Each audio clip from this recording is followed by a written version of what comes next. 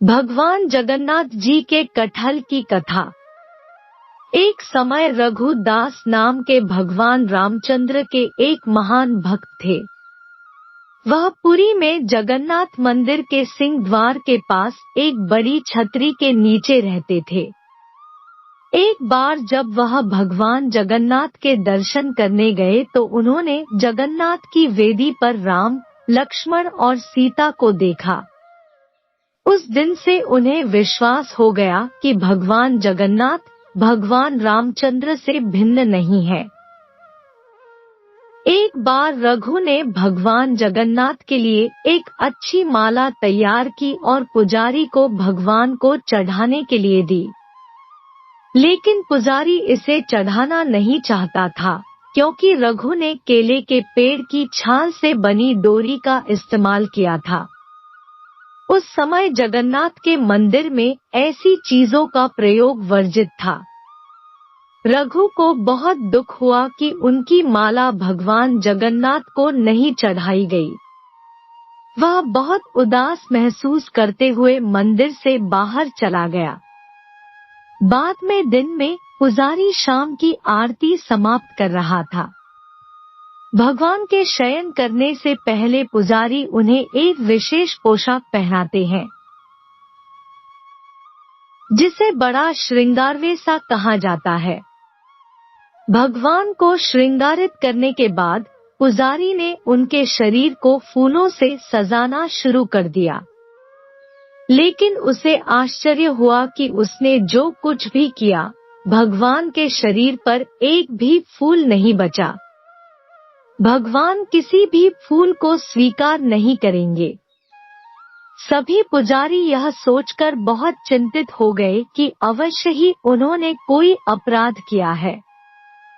लेकिन यह क्या हो सकता था? उन सभी ने निर्णय लिया कि यह समझने की कोशिश करने के लिए कि उन्होंने क्या अपराध किया है, वे सभी मंदिर में सोएंगे और तब तक उपवास करेंगे जब तक भगवान उनके सपनों में आकर उन्हें उनके अपराध के बारे में सूचित नहीं कर देते। निश्चित रूप से उसी रात भगवान जगन्नाथ मुख्य पुजारी के सपने में आए और उनसे कहा, मेरे भक्त रघुदास मेरे लिए एक फूल माला लाए थे। उन्होंने इसे बहुत प्यार और भक्ति के साथ तैयार किया। आपने बाहरी विशेषता देखी, माला को उन्होंने मुझे देने से मना कर दिया। आप देख नहीं सकते कि उन्होंने कितनी अच्छी माला तैयार की। उन्होंने इसे प्रेम और भक्ति से पिरोया। अब मेरा भक्त मेरी सेवा से वंचित होकर अपने घर में माला रखकर पड़ा हुआ है। उसके सामने माला पहनाओ। उसने कुछ भी नहीं खाया है और लगातार रो रहा है। वह अभी तक सोया नहीं है। जब तक मेरे भक्त की इच्छा पूरी नहीं हो जाती, मैं आपसे कोई माला कैसे स्वीकार कर सकता हूँ और शांति से सो सकता हूँ? तुरंत प्रधान पुजारी जाग गया और उसने अन्य पुजारियों को सारी बात बताई। तब वे सभी रघुदास के पास गए और अपना अपराध समझाया और उनसे अपनी माला भगवान जगन्नाथ को देने के लिए कहा। यह सुनकर रघुदास बहुत प्रसन्न हुए कि भगवान इतने दयालु हैं कि वे स्वयं उनकी माला स्वीकार करने की प्रतीक्षा कर रहे हैं। रघुदास परमानंद में थे। एक बार रघुदास बहुत गंभीर रोग से पीड़ित हो गए। उनकी तबीयत इतनी खराब हो गई कि वह बिस्तर से उठ भी नहीं पा रहे थे। उन्हें अपने बिस्तर में ही मल त्याग करना पड़ा। बदबू बहुत बुरी थी। रघुदास बहुत बीमार होने के कारण खुद की मदद करने में असमर्थ होकर बेहोश हो गए। एक छोटा लड़का रघुदास की सेवा के लिए आ रहा था। उन्होंने अपने शरीर को साफ किया और चंदन लगाया और गंध को दूर करने और कमरे को शुद्ध करने के लिए अच्छी सुगंधित चीजें पेश की। जब रघु को होश आया तो उन्होंने पाया कि वह लड़का स्वयं भगवान जगन्नाथ थे। रघु ने भगवान जगन्नाथ से कहा, मेरे प्रिय भगवान, आप यहाँ क्या कर रहे हैं? मेरी यह निम्न सेवा करके आप मुझे अपराधी बना रहे हैं। मैं आपसे सेवा प्राप्त करके और अधिक पापी बन रहा हूँ। हे भगवान, आप बहुत दयालु हैं। आप ब्रह्मांड के स्वामी हैं। आप सब कुछ करने में सक्षम हैं। यदि आप चाहें तो आप मेरी बीमारी को आसानी से ठीक कर सकते हैं। मुझे ठीक करने के बजाय आप मेरी यह निम्न सेवा क्यों कर रहे हैं? भगवान ने उत्तर दिया, हाँ, मैं तुम्हें आसानी से ठीक कर सकता हूँ, लेकिन मैं चाहता हूँ कि तुम अपने सभी प्रारब्ध कर्मों से मुक्त हो जाओ ताकि तुम इस जीवन के अंत में मेरे निवास पर वापस आ जाओ। तुम्हें यह भी जानना चाहिए कि जैसा कि मेरे भक्तों को मिलता है, मेरी सेवा करने से सुख मिलता है, मुझे भी अपने भक्तों की सेवा करने से सुख मिलता है। मैं सदैव आपकी सेवा करना चाहता हूँ। मुझमें और मेरे भक्त में कोई अंतर नहीं है। इस प्रकार भगवान और रघु के बीच बहुत घनिष्ठ संबंध थे। रघु बहुत सरल थे और उनका स्वभाव एक छोटे लड़के जैसा था। भगवान जगन्नाथ के साथ उनके संबंध बहुत मैत्रीपूर्ण थे।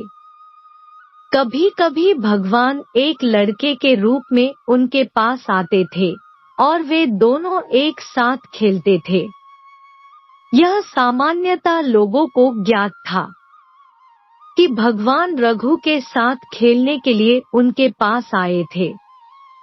सभी लोग रघु का आदर करते थे। वह बहुत प्रसिद्ध थे और लोगों के बीच भगवान जगन्नाथ के मित्र के रूप में जाने जाते थे। एक बार जगन्नाथ रघु के पास आए और उससे कहा कि वह राजा के बगीचे से कटहल चुराने के लिए उसके साथ चले। रघु ने कहा, तुम कटहल क्यों चुराना चाहते हो? यदि तुम्हें कटहल खाने की इच्छा है तो मुझे बताओ और मैं तुम्हारे लिए एक अच्छा कटहल लाऊंगा। भगवान जगन्नाथ ने उत्तर दिया, इस प्रकार मुझे अपने भक्त से सब कुछ मिल रहा है। वास्तव में मेरे पास सब कुछ है। माता यशोदा मुझे इतना मक्खन खिलाती थी और मुझे आनंद देती थी, लेकिन फिर भी मैं इस उद्देश्य के लिए दूसरों के घर जाता हूँ। माखन चुराने का। चुराई हुई चीजें खाने में एक विशेष आनंद होता है। आज मैं चाहता हूँ कि आप चोरी का वह आनंद महसूस करें। कृपया मेल के साथ आएं। असहाय होकर रघु भगवान के प्रस्ताव पर सहमत हो गया और उनके साथ चला गया। वे दोनों राजा के बगीचे में दाखिल हुए। जगन्नाथ ने रघु से कहा, तुम पेड़ पर चढ़ जाओ, मैं जमीन पर खड़ा रहूंगा।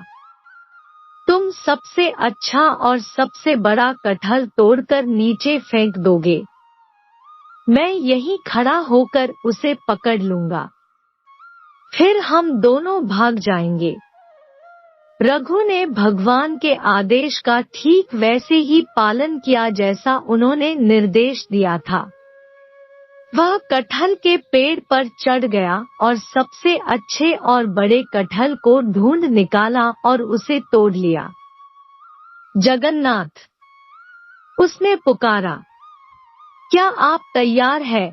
जगन्नाथ ने उत्तर दिया, हाँ, मैं तैयार हूँ, फेंक दो। रघु ने कटहल नीचे फेंक दिया, यह उम्मीद करते हुए कि जगन्नाथ उसे पकड़ लेगा।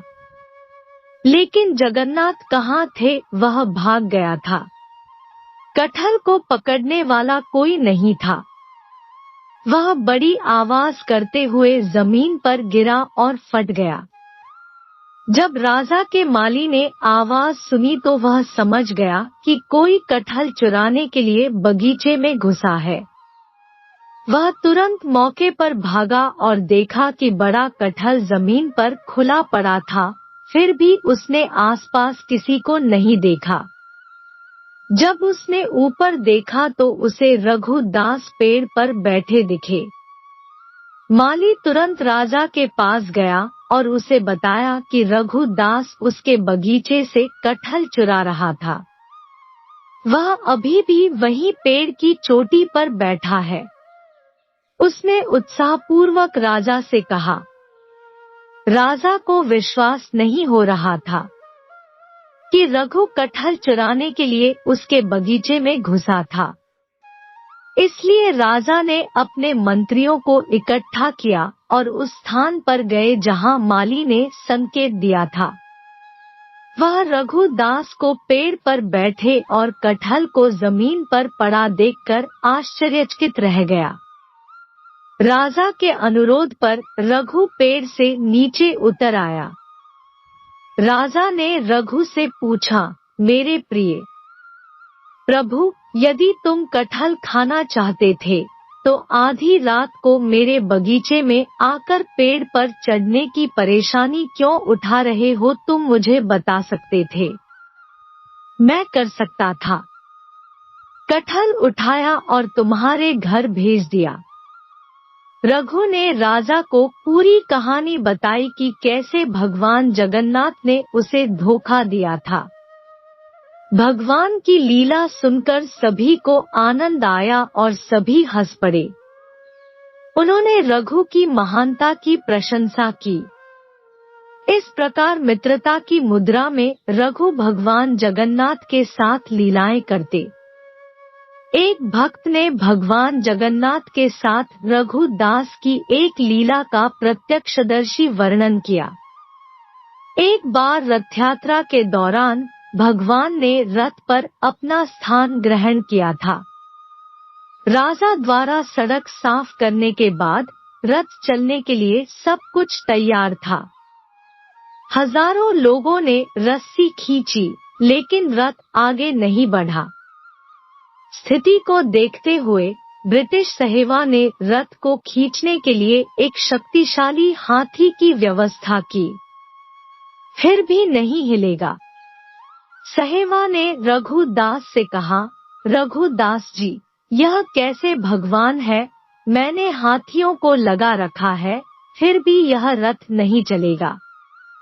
यह सुनकर रघु रथ पर चढ़ गए और भगवान जगन्नाथ के निकट गए। उसने प्रभु के कान में कहा। तुरंत रथ चलने लगा। यह देखकर सहेवा आश्चर्यचकित रह गई। उन्होंने रघुदास से कहा, आप पूर्ण हैं और आपके भगवान भी पूर्ण है। रघुदास जहां भी रहते थे, प्रसाद से भरा बर्तन किसी के भी लेने के लिए बाहर छोड़ देते थे।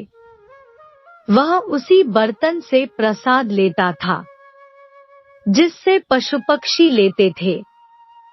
यह उनका अद्भुत स्वभाव था। वह भगवान जगन्नाथ को बहुत प्रिय थे। जयराम सिंघारी वर्तमान समय में उपासकों के समाज में सबसे विद्वान व्यक्तियों में से एक माने जाते थे।